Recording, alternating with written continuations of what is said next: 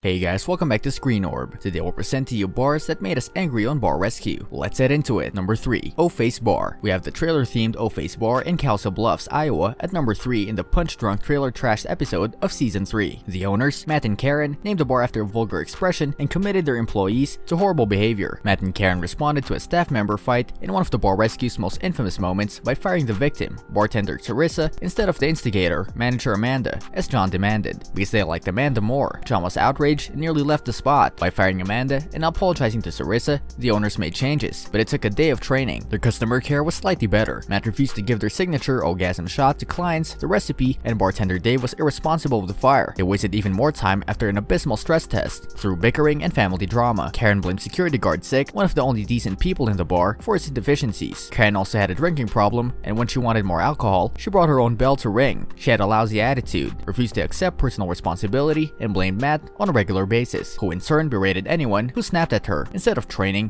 another memorable scene showed the employees and owners busy arguing in the back room, while John and his experts waited in vain at the bar. John had to go to the back room, break up the battle, and list every action that led to his decision to declare their bar unworthy of rescue. His background check of the staff, which revealed evidence of criminal acts, a video of Matt slapping Dave and offering Sick a race to throw him into the window, was the final straw for John. Matt didn't show remorse. For people with such a lack of morality and professionalism, John refused to engage with or risk his reputation. He refused and walked out to rescue their bar. An incensed Matt yelled at Sick, and he gave his final thoughts to the latter. Later, Sick was fired and rehired by Amanda. John learned in a follow-up episode of Back to the Bar, and it had been remodeled by the owners of the bar, but its negative depiction and dreadful brand identity were unchanged. Drink and food sales were unimproved, although Matt displayed promise by removing a regular who acted inappropriately towards a female spy.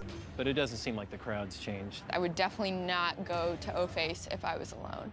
Number 2. Second Base, Third Strike. Coming in at number 2, we present the Second Base, Third Strike episode of Season 4 to you. This began in Orange, California, as a planned rescue of the baseball-themed Second Base, with prior episode Bikini Bust when it was called Extreme Sports Bar. Gary, who was promoted to manager at the end of Bikini Bust at first, appeared to be at fault because he did not seem to do his job and blamed customers for stealing successful bars nearby. Gary became so agitated at one point that he pushed a retaining wall down. Instead, John discovered that owner Terry did not give his employees the tools or resources needed to run his bar, constantly replacing old bartenders with new ones he did not even meet, and abandoning John's menu and uniform changes. Instead of making improvements or even covering basic operating expenses for Second Base, Terry invested all of Second Base funds in a supposedly more successful new bar. He refused to listen to criticism, and John and his expert, Lisa Marie Joyce, badmouthed him. Despite this, with no personal effort, he still expected John to come in and save his bar again. John had no intention of cooperating with his characteristic insistence on owner liability. After a stress test that John considered to be one of the worst he had ever seen, he gave Terry an ultimatum. He would reshape the bar, but only if Terry himself put up $30,000 of the cost. Terry now claimed that his new bar had lacked sufficient success to support Second Base and refused. John called Terry a slime bucket and departed angry, disgusted, and disappointed because one of his favorite bar concepts had never been ruined. Terry's final excuse for John was that if he had the money, he would have agreed to contribute to the newer model, to which John replied to Terry that if he ran Second Base the correct way, he would have the money. John did, however, promise to assist Second Base's staff in finding new jobs. I'm going to put an additional $100,000 in your bar on top of what I've done.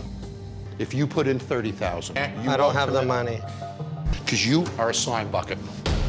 Number 1. Drunk on Punk. On number 1, we've got this punk rock themed Blacklight District in Long Beach, California in Season 4's Drunk on Punk episode. Owner Dave refused to accept any modifications to the building, drink menu, or choices for music. He would only play punk rock, considering anything else to be selling out. He made it clear that he would prefer to close his bar than to play another genre. He displayed an immense ego, going so far as to offend customers who, alongside with John and mixologist Phil Wills, criticized the music. He sneered at Phil's attempt to prepare a drink menu based on fruit that sold well at other bars with a music theme. Joe Escalante, the Vandals bassist, who acted as a recon spy, pointed out that as much as he loved punk rock himself, it was a specialized genre unlikely to keep a bar in business on its own. Dave chose to respond with a personal attack, instead of finding fault with Escalante's knowledge or logic. He mocked the grandpa sweater of Escalante and implied that to get Punk, the 35-year-old veteran of the punk scene, was too old. The insulted bassist left the episode. The only change Dave was interested in was that a kitchen was added. John found this ridiculous because Dave couldn't even run the right bar. Dave's bar bar was dirty, and during the stress test, he showed more of a hindrance than help. John happily complied when Dave told John to leave, insisting that he knew better to his face. The employees, particularly jilted investor Gabe, were dismayed at the apathetic attitude of Dave and the hope that John had taken away with him. What do you think about these bars? Did they make you angry as well? Let us know in the comment section. This brings us to the end of our video. I hope you enjoyed it. Hit like if you did, and don't forget to subscribe to our channel so that you don't miss any of our videos in the future. Also, watch the 2 videos that are on your screen because I'm sure you'll love them. With that, I'll see you in the next video.